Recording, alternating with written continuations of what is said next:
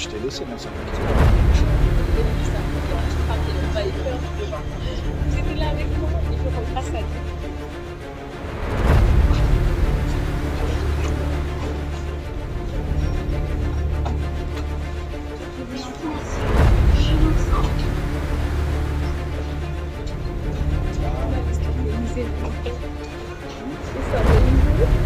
J'ai pensé à toi. Je te laisse faire. Bonjour mesdames et messieurs, j'espère que vous allez bien. Voilà, j'ai un message important à nous dire à tous ici. Voilà, aujourd'hui nous voyons dans quel état nous vivons. C'est une catastrophe, n'est-ce pas? Et c'est avec le cœur lourd quand même que je parle à tout le monde parce que en fait, on est tous pareils. Et en réalité, le monde divise. Mais ceux qui vivent pas comme le monde, on n'est pas divisés, nous. Et j'aimerais vous dire à tous ici que ce qu'on vit en ce moment, c'est pas facile. C'est vrai. Quand je vais faire les courses avec ma femme, enfin c'est ma femme qui va parce que j'ai pas le temps avec le boulot, mais c'est vrai que à la fin du mois, ça commence à être chaud. Et je pense, c'est pour ça que je dis qu'on est tous dans la même situation. Les factures arrivent à la fin du mois, on va travailler, il y a plein de choses à payer. Ensuite, au travail, des fois, c'est la tension, on rentre, on n'est pas bien. C'est vrai. Et je suis comme vous. Mais derrière tout ce problème-là, il y a une autre chose que le monde ne dit pas. Et que nous, on se lève pour dénoncer. Et je pense que l'espoir est là. Mais le problème, c'est qu'en écoutant les hommes, il n'y en a plus d'espoir. Et on a des enfants. Et nos enfants, pour les protéger, en réalité, c'est pas qu'ils ont un bon métier. Parce que nous savons même que ceux qui ont un bon métier, même ceux qui sont au Sénat, ils finissent par se taper dessus. Nous voyons qu'en fait, le bonheur n'est pas forcément avoir beaucoup d'argent. Le bonheur, c'est d'en avoir un minimum et d'être heureux avec sa famille et de découvrir une espérance que le monde ne propose pas. Parce que la première espérance du monde, c'est à la base la retraite. Mais malheureusement, dans mon métier, dans le médical, il y en a beaucoup qui arrivent à la retraite et qui finissent même pas le fait qu'ils quittent le travail, ils décèdent.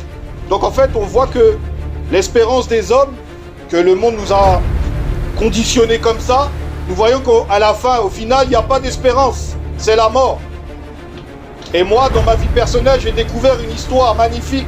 Mais bien sûr que le monde ne vous dit pas. Parce que la religion n'a jamais sauvé personne. Tous les systèmes humains qui ont été mis en place par l'homme ne sauvera personne. Non, tout ça, ça a été de la manipulation. Mais quand j'ai ouvert la Bible et j'ai découvert le Nouveau Testament, j'ai découvert un Dieu qui est venu sous forme humaine et qui a été crucifié sur le bois du calvaire pour me racheter de mes péchés et de me donner la vie éternelle après la mort. Dans un monde, un royaume qui n'est pas de ce monde. On appelle ça le royaume de Dieu. Un monde magnifique où il n'y aura que des justes et pas d'injustes. Des gens qui sont dans l'amour éternel. Et j'aimerais dire, pour hériter cette vie, ce n'est pas ce que le monde vous propose. En termes de religion, il y a 48 000 dénominations dans le monde. Et aucune dénomination ne vous sauvera. Les 48 000 dénominations sauvera personne. Ce qui sauve, c'est de rencontrer le Messie dans les Écritures. Ce que le Messie a fait pour vous et moi sur le calvaire.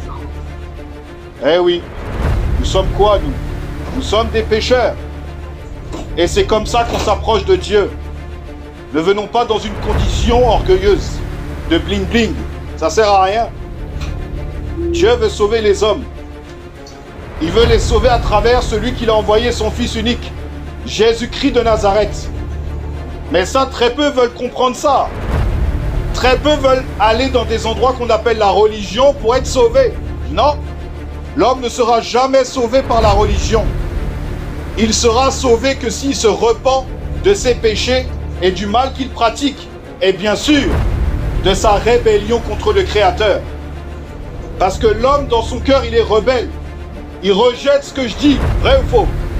Mais quand tu vas mourir, ce n'est pas toi qui tiens les clés du paradis, c'est Jésus-Christ. Donc la Bible dit qu'il faut se soumettre, de baiser le Fils avant qu'il ne s'hérite. Eh oui.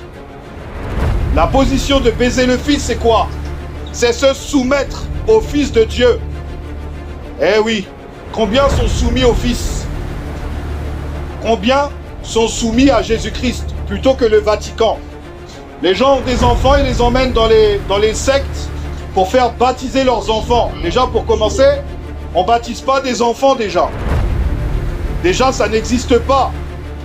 Le baptême, c'est immergé dans l'eau, premièrement. Et un bébé ne peut pas se repentir. Vous comprenez ça? Où t'as vu un bébé qui peut se repentir, demander pardon? Où on a vu ça? Les humains.